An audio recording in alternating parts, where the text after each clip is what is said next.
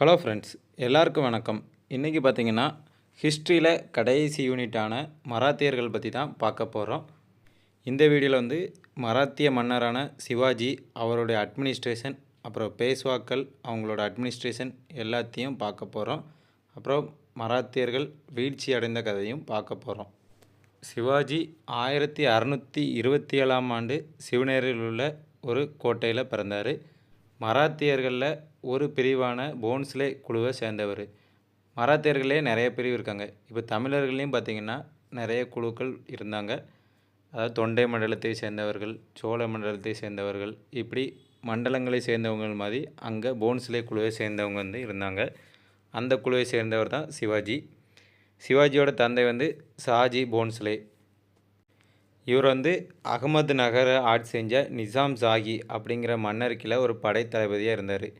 அதாவது ஒரு சிறிய படைப்பிரிவுக்கு தலைவராக இருந்தார். அகமது நகர் வீழ்ச்சி அடைந்த பிறகு வந்து பீஜப்பூருக்கு வந்துட்டார். சிவாஜியோட தாய் வந்து ஜிஜாபாய், அவரோட ஆசிரியர் வந்து தாதாஜி கொண்டதேவ். சிவாஜி வந்து பார்த்திங்கன்னா 1647ஆம் ஆண்டு அவரோட ஜாகிருக்கு முழு தலைமை பொறுப்பை ஏற்றார். அவர் அப்பா இறந்த பிறகு அந்த பதவியை அவர் ஏற்றார். அவர் அப்பா ஜாகிர்தாராக இருக்கும்போதே பார்த்திங்கன்னா 1646 ரேகார் கோட்டையை கட்டினார். சிவாஜிக்கு பார்த்திங்கன்னா சின்ன வயசுலேயே ஒரு பெரிய கனவு இருந்து, அந்த கனவு என்னென்னா சின்னதாக இருக்க ஜாகிரை வந்து நம்ம வந்து பெரிய பேரரசாக மாற்றணும் அப்படிங்கிற ஒரு கனவு வந்து. அதுக்கு முக்கியமாக பார்த்திங்கன்னா முகலாயர்கள் வந்து தடையாக இருந்தாங்க. ஸோ அவங்க கூட நிறைய போரிட வேண்டியிருந்தது. 1659 பிரதாப்கர் அப்படின்னு இடத்துல ஒரு போர் நடந்தது. அதில் பார்த்திங்கன்னா சிவாஜிக்கும் அஃப்சல் கான், பீஜப்பூரை சேர்ந்த அஃப்சல் கானுக்கும் சண்டை நடந்தது. அதில் வந்து சிவாஜி வந்து தன்னோட போர் அம்சமான ஒரு புலி நகத்தை வச்சு அஃப்சல் கானை கொண்டுட்டார். அது ஏன் தன்னோட அம்சம் நான் சொன்னேன்னா, ராட்சசன் படத்தில் ஒரு வந்து சின்ன பொண்ணுங்களெல்லாம் கடத்திட்டு அந்த பொம்மையை விட்டுட்டு போவோம்ல, அதாவது கிறிஸ்டோபர் வந்து அந்த பொம்மையை விட்டு போவான். ஏன்னா அது அவனோட அடையாளமாக வச்சுருப்பான். அதே மாதிரி பார்த்திங்கன்னா மராத்தியர்கள் எல்லாம் புலி நகை மாதிரியே ஒருத்தரை கொன்னுட்டு இது வந்து புலி கொன்ன மாதிரி அவங்க வச்சுருப்பாங்க. இதுதான் மராத்தியர்களோட அடையாளமாக இருக்கும். அடுத்து வந்து பேட்டில் ஆஃப் கோல்காப்பூர். இந்த இடத்துல பார்த்திங்கன்னா பீஜப்பூரோட இன்னொரு தளபதியான ஜென்ரல் ரஸ்டன் ஜமான் அவரோட போரிட்டார். இதுலேயும் சிவாஜி வெற்றி அடைஞ்சிட்டார். இந்த பீஜப்பூர் வந்து முகலாய பேரரசுக்கு கீழே வருது. இந்த சிவாஜியோட வளர்ச்சி வந்து அவுரங்கசீப்புக்கு பிடிக்காதனால அவுரங்கசீப் வந்து சேஷ்டகானை அனுப்புனார். சேஷ்டகானை வந்து சிவாஜி தோக்கடிச்சிட்டார். அந்த போர் நடந்து முடிஞ்சு சரியாக 4 வருஷம் கழித்து சிவாஜி வந்து சூரத்தை தாக்கி கைப்பற்றினார். உடனே பார்த்திங்கன்னா அவுரங்கசீப் வந்து ஆம்பூர் அரசர் ராஜா ஜெய்சிங்கையும் திலா கான் அப்படிங்கிறவரையும் அனுப்பி மராத்தியர்களை தாக்க கட்டளையிட்டார். ராஜா ஜெய்சிங் வந்து போர் வீரில் வலிமையானவருங்கிறதுனால சிவாஜியை பிடிச்சிட்டாரு. அந்த இடத்துல பார்த்திங்கன்னா சிவாஜி வேறு வழி இல்லாமல் ஜெய்சிங்கிட்ட சரணடைஞ்சிட்டார். சரணடைஞ்ச பிறகு பார்த்திங்கன்னா 1665ஆம் ஆண்டு புரந்தர் அப்படிங்கிற இடத்துல ஒரு ட்ரீட்டி வச்சாங்க. அதாவது ஒப்பந்தம் சைன் பண்ணிட்டாங்க. அந்த ஒப்பந்தத்தின்படி சிவாஜி வந்து தாங்கிட்ட இருக்க 23 கோட்டைகளையும் முகலாய பேரரசர் கண்ட்ரோலில் கொடுக்கணும் அப்படின்னு சைன் பண்ணிட்டார். இன்னொரு ஆர்டரும் இருந்துச்சு. சிவாஜி வந்து முகலாயர் கோட்டைக்கு வரணும் அப்படிங்கிற ஒரு ஆர்டரும் ஜெய்சிங் வந்து கொடுத்தாரு. இந்த ஒப்பந்தத்தில் இன்னொரு கட்டளையும் ராஜா ஜெய்சிங் வந்து கொடுக்குறாரு. அதன்படி சிவாஜி வந்து முகலாயர் நீதிமன்றத்துக்கு வரணும், அங்கே அவுரங்கசீப்பை பார்க்கணும் அப்படின்னு சொல்லி ஒரு கட்டளை இட்டார். சிவாஜியும் பார்த்திங்கன்னா வேறு வழி இல்லாமல் 1665ஆம் ஆண்டு முகலாயரோட கோட்டைக்கு போகிறாரு. அங்கே வந்து சிவாஜிக்கு ஒழுங்காக மரியாதை கொடுக்கல. சிவாஜியை அவுரங்கசீப் வந்து அவமரியாதை பண்ணுறாரு. அதனால் சிவாஜி வந்து பொங்கி எழுந்ததுனால சிவாஜியை பிடிச்சி அரெஸ்ட் பண்ணி ஜெயிலில் போட்டிருந்தாங்க. சிவாஜி ஒரு வழியாக பார்த்திங்கன்னா பழக்கூடையில் ஏறி தப்பிச்சு வெளியே வந்துடுறாரு. அப்புறம் 1672ஆம் ஆண்டு பார்த்திங்கன்னா சிவாஜி சால்கர் அப்படிங்கிற இடத்துல முகலாயர்களை தோக்கடித்து ராய்கர் கோட்டையை கைப்பற்றினார். கைப்பற்றிட்டு பார்த்திங்கன்னா 1672ஆவது ஆண்டு வந்து சத்ரபதி அப்படிங்கிற பட்டத்தோட மகாராஜாவாக மாறினார். சிவாஜியோட துரதிர்ஷ்டம் என்னென்னா முடிசூட்ட கொண்ட 7 வருடத்தில் பார்த்திங்கன்னா இறந்து போயிட்டார்.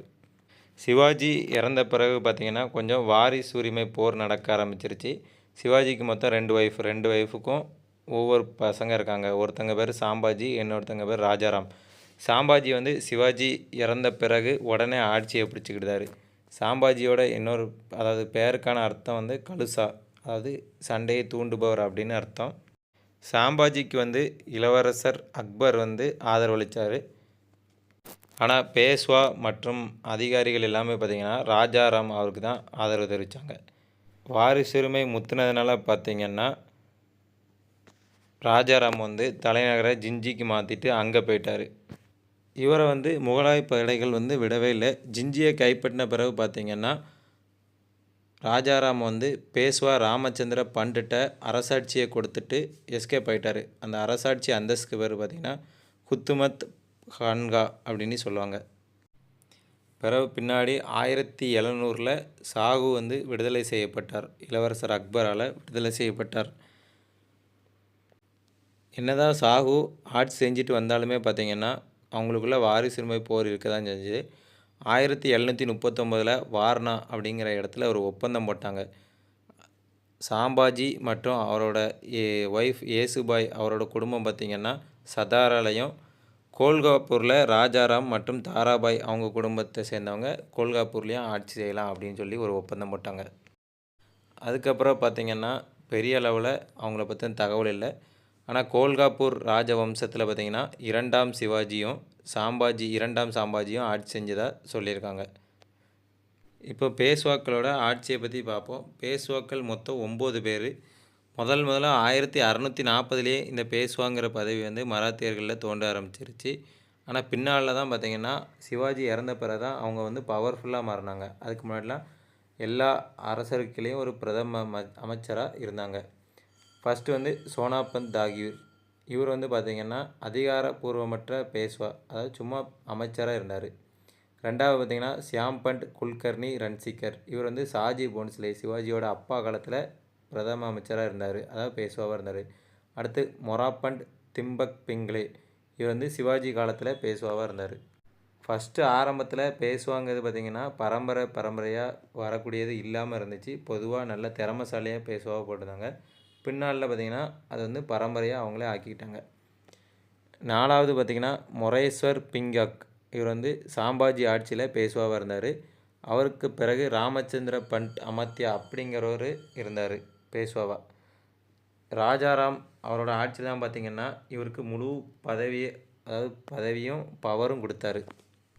முகலாய இளவரசரான அக்பர் வந்து சாம்பாஜிக்கு சப்போர்ட் பண்ணதுனால முகலாயர்களுக்கும் ராஜாராமுக்கும் ஒரு போர் வந்துச்சு. அந்த போரில் பார்த்திங்கன்னா அவர் யாரெல்லாம் நல்லவங்க நம்பியிருந்தாரோ அவங்களே ராஜாராம் அவருக்கு துரோகம் பண்ணி அவரை தோக்கடிச்சிட்டாங்க. அந்த போரில் வந்து ராமச்சந்திர பந்த் அமத்யா வந்து ராஜாராமுக்கு உதவினார். ஆனாலும் ஜெயிக்க முடியல. ஸோ ஒரு நிழலுலக ராஜா மாதிரி ஆட்சி செஞ்சார். ஒரு புக்கில் இருக்கார் அத்னய பத்ரா. இவர் வந்து தாராபாயையும் ராஜாராமையும் சப்போர்ட் பண்ணார். இவருக்கு பிறகு பாலாஜி விஸ்வநாத். இவர் வந்து சாகுவை மகாராஜாவாக ஆக்குனார். ஸோ ஃபுல் பவரும் பார்த்திங்கன்னா சாகு இவர்கிட்டே கொடுத்துட்டாரு. என்னனாலும் வச்சுக்க, என்னை வந்து ராஜாவை மட்டும் விட்டுரு, மீதி எல்லா பவரும் நீயே வச்சுக்க அப்படின்ட்டாரு. அதுக்கப்புறம் ஃபருக்சியார் அப்படிங்கிற முகலாய அரசர்கிட்டருந்து பார்த்திங்கன்னா மராத்திய தேசத்தை ஆளக்கூடிய உரிமையை பெற்றார். சாகு மகாராஜாட்டிருந்து அனுமதியும் அப்புறம் வரி வசூலிக்கும் அதை ஆட்சி செய்ய முழு பவரையும் பார்த்திங்கன்னா தான் கையிலே வச்சுக்கிட்டாரு. பிற்காலத்தில் வந்த மராத்திய ஆட்சியாளர்களில் 2 பேர் பார்த்திங்கன்னா இவரோட குடும்பத்தை சேர்ந்தவங்க தான். ஒருத்தர் வந்து சேப்பாக்கர் பிரதர்ஸ், இன்னொருத்தர் வந்து நானா சாஹிப். சேப்பாக்கர் பிரதர்ஸ் 2 பேரும் நானா சாஹிப்பும் இவரோட குடும்பத்தை சேர்ந்தவங்க தான். அடுத்து வந்து பார்த்திங்கன்னா பாஜிராவ், முதலாம் பாஜிராவ். இவர் வந்து 9 பேஷ்வாக்களில் இவர் தான் பார்த்திங்கன்னா ரொம்ப வலிமையானவர்.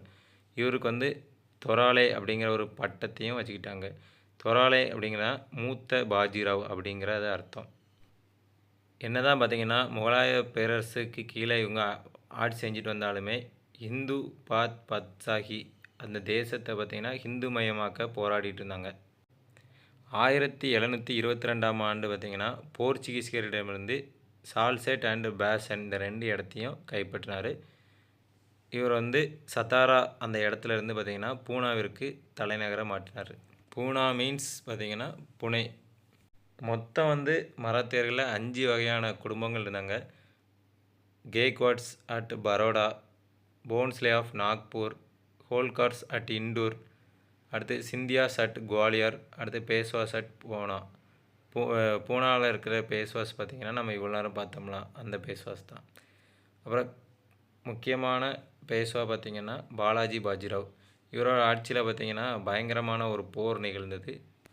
இவரும் பார்த்திங்கன்னா மராத்தியரோட முழு ஆட்சி அதிகாரத்தையும் இவரோட கையிலே வச்சுக்கிட்டாரு. அதுக்காக பார்த்திங்கன்னா ஒரு அக்ரிமெண்ட்டும் போட்டுக்கிட்டாங்க. முன்னாடிலாம் பார்த்திங்கன்னா எந்த ஒரு அக்ரிமெண்ட்டும் இல்லாமல் ஆட்சியை கையில் வச்சுருந்தாங்க. இப்போ ஒரு அக்ரிமெண்ட்டோட ஆட்சியை கையில் வச்சுருந்தாங்க. அதுக்கு பேர் பார்த்திங்கன்னா சங்கோலா அக்ரிமெண்ட் 1750ஆம் ஆண்டு மன்னருக்கும் பேஷ்வாவுக்கும் போட்டுக்கிட்டாங்க. இவர் வந்து பெங்கால் நவாப் அலிவர்தி கானை தோற்கடித்து இந்தியாவில் பார்த்திங்கன்னா 1/3 நிலத்தை வந்து ஆட்சி செஞ்சிட்டு இருந்தார். அதாவது மராத்தியருக்கு கீழே 1/3 நிலத்தை கொண்டு வந்தார். வங்காள நவாபை தோற்கடித்ததுனால பார்த்திங்கன்னா மராத்தியரோட செல்வாக்கு ரொம்ப புகழ் பெற்றது. அதனால் முகலாய பேரரசர் வந்து 1752 ஒரு ஒப்பந்தம் போட்டுக்கிட்டார். முகலாயருக்கு ஏதாவது பிரச்சனைன்னு வந்தால் மராத்தியர்கள் பாதுகாப்பு கொடுக்கணும் அப்படிங்கிற ஒப்பந்தத்தை போட்டுக்கிட்டார். இவரோட ஆட்சியில் பார்த்திங்கன்னா 1761ஆம் ஆண்டு 3ஆம் பேட்டில் ஆஃப் பானிபட் அந்த போர் நடக்குது. இந்த போரில் பார்த்திங்கன்னா மராத்தியர்கள் முகலாயர்கள் எல்லோரும் சேர்ந்து ஒரு சைடு இருந்து போராடுதாங்க. இன்னொரு சைடு ஆப்கானிஸ்தானை சேர்ந்த அகமது ஷா அப்தலிங்கிறவர் வந்தார். இதில் வந்து மராத்தியர்கள் முகலாயப்படை எல்லோரும் பார்த்திங்கன்னா தோற்கடிக்கப்பட்டது. அகமது ஷா அப்தலி வந்து மொத்தமாக இந்தியாவே சுரண்டிட்டு போயிருந்தார், இந்தியாவே கொள்ளடிச்சிட்டு போயிருந்தார். வைஷ்ணவராவ், சதாசிவராவ், பாலாஜி பாஜிராவ் எல்லோரும் இறந்து போயிட்டாங்க. இதில் வந்து பார்த்திங்கன்னா போன்ஸ்லே ஃபேமிலி மட்டும் தப்பி ஓடி கொல்காப்பூருக்கும் நாக்பூருக்கும் தப்பி ஓடி போயிட்டாங்க. அதுக்கப்புறம் பார்த்திங்கன்னா மராத்திய பேரரசு சரிவடைய ஆரம்பிச்சிது. பிரிட்டிஷோட கை அதுக்கப்புறம் ஓங்க ஆரம்பிச்சிட்டு மாதவராவ் அப்படிங்கிறவர் ஆட்சிக்கு வராரு. இவரோட ஆட்சியில் பார்த்திங்கன்னா மைசூர் ஹைதர் அலிக்கும் இவருக்கும் ஒரு போர் வருது. அதில் ஹைதர் அலியை இவர் தோற்கடிச்சிருந்தார். அதுக்கப்புறம் ரோஹிலாஸையும் ஜாட் தளபதிகளையும் தோற்கடிக்கிறாரு. 1772ஆம் ஆண்டில் வந்து முகலாய பேரரசர் ஷா ஆலம்க்கு டெல்லியை மீட்டு கொடுக்குறாரு. அதாவது ஆப்கான் படைத்தளபதி அகமது ஷா அப்தலிகிட்டேருந்து மீட்டு கொடுக்குறாரு. அகமது ஷா அப்தலி வந்து ஒரு ஆளை தான் நியமிச்சுட்டு போயிருப்பார், அவர் டைரெக்டாக இருக்க மாட்டார். ஸோ அவர்கிட்டருந்து டெல்லியை மீட்டு ஆலம் ஷாக்கு திருப்பி கொடுக்குறாரு. மராத்தியர்களில் பார்த்திங்கன்னா என்னதான் இருந்தாலும் கடைசி வர வாரிசுரிமை போர் நடந்துக்கிட்டே தான் இருந்து அதில் வந்து கெய்க்வாட், ஹோல்கார், சிந்தியாக்களா ஆட்சி வந்து ரொம்ப பிரிஞ்சுக்கிட்டே போயிட்டாங்க. மாதவ் ராவுக்கு பிறகு ரகுநாத் ராவ், ரகுநாத் ராவுக்கு பிறகு நாராயண் ராவ், நாராயண் ராவுக்கு பிறகு மறுபடியும் மாதவ் ராவ். மாதவ் ராவுக்கு பார்த்திங்கன்னா இதில் சவாய் மாதவ் ராவ் இவர் வந்து 40 நாள் வயசான குழந்தையாக இருந்தார். ஸோ நானா பட்னாவிஸ் அப்படிங்கிறவர் பேஷ்வாவை மாதிரி ஆட்சியை கையில் எடுத்துக்கிட்டார். அவருக்கு உதவுறதுக்கு பார்த்திங்கன்னா பர்பாய் கவுன்சில் அப்படின்னு சொல்லி ஒரு 12 பேரையும் சப்போர்ட்டுக்கு வச்சுக்கிட்டாரு. இவரோட ஆட்சி காலத்தில் பார்த்திங்கன்னா பிரிட்டிஷ்க்கும் மராத்தியர்களுக்கும் போர் நடந்தது. அதில் 2 ஆங்கிலோ இந்திய மராத்திய வார் நடந்தது. 1775லேருந்து 1722 வரை 2 ஆங்கிலோ மராத்தா வார் நடந்தது. அப்புறம் பாட்டில் ஆஃப் டெலிகான் 1776ஆம் ஆண்டு நடந்தது. இந்த 2 போர்லேயும் பார்த்திங்கன்னா 2 ஒப்பந்தம் போட்டுக்கிட்டாங்க. Treaty of Purandar, treaty of Salbai. After the death of Nana Phadnavis மராத்திய எம்பையர் மொத்தமாக சரிஞ்சு விழுந்துட்டு. அடுத்து வந்து 2ஆம் பாஜிராவ் வந்து ஆட்சிக்கு வராரு. இவர் தான் பார்த்திங்கன்னா கடைசி பேஷ்வா. இவர் வந்து பிரிட்டிஷ் கூட 1802ஆம் ஆண்டு ட்ரீட்டி ஆஃப் பசைன் அப்படின்னு ஒரு ஒப்பந்தம் போடுறாரு. இதில் வந்து என்னென்னா மராத்தியர்களோட முழு கட்டுப்பாடையும் பிரிட்டிஷ் எடுத்துக்கலாம் அப்படின்னு சொல்லி எடுத்துக்கிட்டாங்க. 1818 இந்த ஒப்பந்தத்தோட முடிவு வந்து இந்த போரில் வந்து 2ஆம் பாஜிராவ் வந்து தோற்கடிக்கப்பட்டார். இவருக்கு வந்து குழந்தை இல்லை, அதனால் நானா சாஹிப் அப்படிங்கிறவரை தத்தெடுத்து வளர்த்தாரு. இந்த நானா சாஹிப் பார்த்திங்கன்னா 1857 பெருங்கிளர்ச்சியில் பிரிட்டிஷ்க்கு எதிராக போரிட்டார். மராத்திய கூட்டமைப்பு அதாவது மராத்திய குடும்பங்கள் பார்த்திங்கன்னா பூனா பேஷ்வாக்கள் தான் ஆட்சி செஞ்சாங்க பூனாலேருந்து. இது வந்து நம்ம மேலே பார்த்த பேஷ்வாக்கள். அடுத்து கெய்க்வாட் ஆஃப் பரோடா குஜராத்தை ஆட்சி செஞ்சாங்க. குஜராத்தில் தலைநகரமாக வச்சு ஆட்சி செஞ்சாங்க. அடுத்து இந்தூரை சேர்ந்த ஹோல்கார்ஸ், நாக்பூரை ஆட்சி செஞ்ச போன்ஸ்லேஸ், குவாலியரை ஆட்சி செஞ்ச சிந்தியா. இவங்க வந்து மத்திய இந்தியா. முக்கியமான அரசர்கள் பார்த்திங்கன்னா கெய்க்வாட் வம்சத்தை சேர்ந்த தமாஜி, அடுத்து கெய்க்வாட் வம்சத்தை சேர்ந்த சயாஜிராவ். சயாஜிராவ் வந்து பின்னாடி இந்தியா சுதந்திரம் வாங்கும்போது அந்த டைமில் வாழ்ந்தவர். இவர் வந்து அம்பேத்கருக்கு படிக்கிறதுக்காக ஸ்காலர்ஷிப்க்கு பைசா கொடுத்துருக்காரு. அடுத்து பார்த்திங்கன்னா ஹோல்கர் வம்சத்தை சேர்ந்த மல்கார் ராவ், அடுத்து ஹோல்கர் வம்சத்தை சேர்ந்த அகல்யாபாய், அடுத்து போன்ஸ்லே வம்சத்தை சேர்ந்த ரகுஜி, அடுத்து சிந்தியா வம்சத்தை சேர்ந்த மகாதஜி சிந்தியா. இவர் வந்து யூரோப்பியன் சோல்ஜர்ஸ்லாம் சேர்த்து ஒரு ஆர்மி உருவாக்குனார். அடுத்து தௌலத் ராவ் சிந்தியா. 1827 பிரிட்டிஷாரால் இந்த சிந்தியா வந்து கைப்பற்றப்பட்டது. அடுத்து சிவாஜி மன்னராக இருக்கும்போது பார்த்திங்கன்னா மராத்திய நிர்வாகம் எப்படி இருந்ததுன்னு பார்க்க போகிறோம். சிவாஜியோட நிர்வாகம் வந்து முகலாயர்களை பேஸ் பண்ணி இருந்தது. அப்புறம் டெக்கான ஆட்சி செஞ்ச மாலிக் அம்பர் அவரோட போர் முறையையும் முகமது கவான் அவருடைய இராணுவ முறையையும் பேஸ் பண்ணி இருந்தது. அதாவது அவங்கக்கிட்டேருந்து சிவாஜி வந்து கற்றுக்கிட்டு அதே முறையை பயன்படுத்தினார். மராத்திய பேரரசு வந்து ஸ்வராஜ்ய அதாவது சுதந்திர பேரரசு அப்படின்னு அறிவிக்கப்பட்டது. முல்கி காதிம் அப்படின்னு சொல்லுவாங்க. அப்புறம் மத்திய அரசு நிர்வாகம் பார்த்திங்கன்னா அரசாங்கத்தோட மைய தலைவராக இருந்தவர் அரசர். அரசருக்கு உதவ அமைச்சர்கள் குழு. அதுக்கு பேர் பார்த்திங்கன்னா அஷ்டபிரதான் என்று அழைக்கப்படுது. 8 அமைச்சர்கள். ஒவ்வொரு அமைச்சரும் ஒவ்வொரு துறைக்கு பொறுப்பாளர்கள். அவர்கள் எல்லாருமே பார்த்திங்கன்னா சிவாஜியோட நேரடி கட்டுப்பாட்டில் இருந்தாங்க. இந்த அமைச்சர் பதவி பார்த்திங்கன்னா திறமைக்கு ஏற்ற பதவியாக கொடுத்தாரு சிவாஜி. பரம்பரையானது இல்லை. சிவாஜி இறந்த பிறகு தான் பேஷ்வா பதவியை பரம்பரையை ஆக்கிக்கிட்டாங்க. சிவாஜி காலத்தில் உள்ள அஷ்டபிரதான் பேஷ்வா. இதுக்கு இன்னொரு பதவி பார்த்திங்கன்னா பண்டு பிரதான். பொது நிர்வாகத்தோட தலைவர், பிரதம அமைச்சர், அப்புறம் உளவுத்துறையும் கொஞ்சம் பார்த்துட்டு இருந்தார்.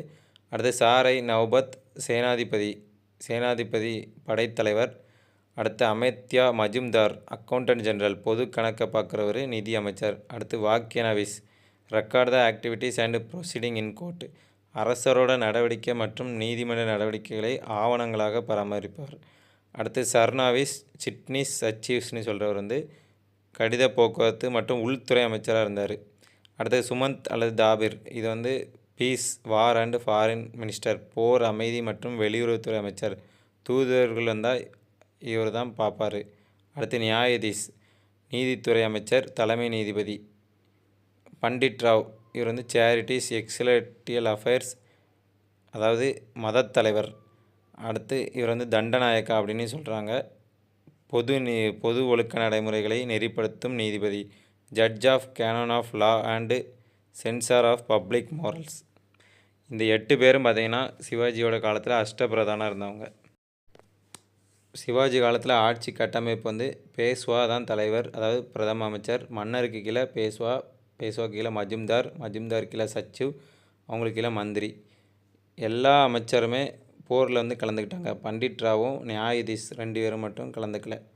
மாநில நிர்வாகம் பார்த்திங்கன்னா பிராந்த் அதாவது பிராந்தியங்கள் ப்ரொவின்ஸ் என்று அழைக்கப்படும். இதோட தலைவர் வந்து சுபேதார், இப்போ உள்ள கவர்னர் மதி. அடுத்து தராப்ஸ் மாவட்டங்கள். இதை வந்து ஹவில்தாருங்கிறவங்க வந்து ஆட்சி செஞ்சாங்க. அடுத்து பர்கானாஸ் இப்போ உள்ள தாலுகா மாதிரி இதை ஆட்சி செஞ்சவங்க வந்து தேஷ்பாண்டே. இந்த தாலுகா மாதிரி வட்டங்களில் பார்த்திங்கன்னா தேஷ்முக் அவர் வந்து சட்ட ஒழுங்கை பராமரிப்பவர். போலீஸ் தான் சட்ட ஒழுங்கை பராமரிப்பாங்க. அவங்களுக்கு பேர் பார்த்திங்கன்னா தேஷ்முக் அப்படின்னு வச்சுருந்தாங்க. பர்கானாக்கு கீழே மவுசாஸ் வில்லேஜ் இது வந்து அக்கௌண்டன்ட் ராயல் கீப்பர் பார்த்திங்கன்னா குல்கரின்னு சொல்லுவாங்க கிராமத்தில். அப்புறம் அங்கே சட்ட ஒழுங்கை பாதுகாக்கவர் வந்து பட்டில் வந்து கிராம தலைவராக கூட இருந்தார். அடுத்து மாகாணம் மற்றும் உள்ளாட்சி நிர்வாகம். கிராமத்தில் பார்த்திங்கன்னா போலீஸ் ஆஃபீஸரை ஃபௌஜ்தார் அப்படின்னு சொல்கிறாங்க. அர்பன் ஏரியா நகரத்தில் பார்த்திங்கன்னா கொத்தவால் அப்படின்னு சொல்கிறாங்க. பிராமின் வாழ்ந்த பகுதியில் வந்து காம் விஸ்தார் அப்படிங்கிறவர் வந்து போலீஸு எல்லா நிர்வாகத்தையும் பார்த்துக்கிட்டாரு. Central bureaucracy and local administration ரெண்டையுமே சேர்த்து பார்த்துக்கிட்டாரு. வரி வசூலிக்கிறது மற்றும் விதிக்கிறது எல்லாமே இவரோட பொறுப்பு தான். இப்போல இந்த பிரிட்டிஷ் வந்து மாவட்ட கலெக்டர் அப்படின்னு ஒரு பதவியை கொண்டு வந்தாங்களா, அது வந்து இந்த காம் விஸ்தார் பதவியை வச்சு தான் கொண்டு வந்தாங்க. கரெக்டாக இந்த பதவி வச்சு தான் கொண்டு வந்தாங்களா அப்படின்னு இல்லை, இதே மாதிரி தான் மாவட்ட கலெக்டர் பதவியும் அந்த காலத்தில் பிரிட்டிஷ் கொண்டு வந்தாங்க. ஆர்மி ஒரு நிலையான இராணுவ படையை வச்சுருந்தாங்க. அதுக்கு பேர் பகா அப்படின்னு சொன்னாங்க. மொத்தம் 30,000 40,000 காலாட்படை வீரர்கள் இருந்தாங்க. இவங்களுக்குள்ள மேற்பாளையர் வந்து ஹவல்தார். கடைசி குறைந்தபட்ச அதிகாரி பார்த்திங்கன்னா நாயக் அப்படின்னு அழைக்கப்படுவார். அடுத்து வந்து பார்த்திங்கன்னா மராத்தாவில் 2 வகையான காவல் படை பிரிவுகள் இருந்து ஒருத்தர் பேர் பர்கீர்ஸ், இன்னொருத்தவங்க பேர் சிலாதார்ஸ். பர்கீர்ஸ் வந்து மாநில அரசோட கட்டுப்பாட்டில் இருந்தாங்க. சிலாதார் வந்து பிரபுக்களோட கட்டுப்பாட்டில் இருந்தாங்க. மராத்தியர்கள் வந்து கொரில்லா போர் முறையை தான் கையாண்டாங்க. கொரில்லா போர் முறைங்கிறது மறைந்திருந்து தாக்கக்கூடியது. நேரடியாலாம் எங்கேயும் போரிட்ட மாதிரி இல்லை. பெரிய பெரிய போர் மட்டும் தான் நேரடியாக போரிட்டாங்க. அவங்க வந்து தனித்தன்மையாக காட்டுறதுக்காகவே இந்த புலி நகத்தை வச்சுருந்தாங்க. காலாட்படை பார்த்திங்கன்னா மௌலி காலாட்படை வீரர்களை வந்து மாவலி காவலாட்படை வீரர்கள்னு சொல்லுவாங்க. விவசாயிகளும் பகுதி நேர போர் வீரர்களாக இருந்தாங்க. சிவாஜி வந்து ஒரு கப்பல் படையும் கட்டமைச்சிட்டு இருந்தார். ஒவ்வொரு கோட்டையையும் பார்த்திங்கன்னா 3 விதமான அதிகாரிகள் கட்டுப்பாட்டில் இருந்து ஒருத்தர் பேர் சபனீஸ், அடுத்து கர்டகார், இன்னொருத்தர் பேர் சாரை நக்பத். இந்த 3 ஆஃபீஸரோட கட்டுப்பாட்டு தான் பார்த்திங்கன்னா ஒவ்வொரு ஃபோர்ட்டும் இருந்தது.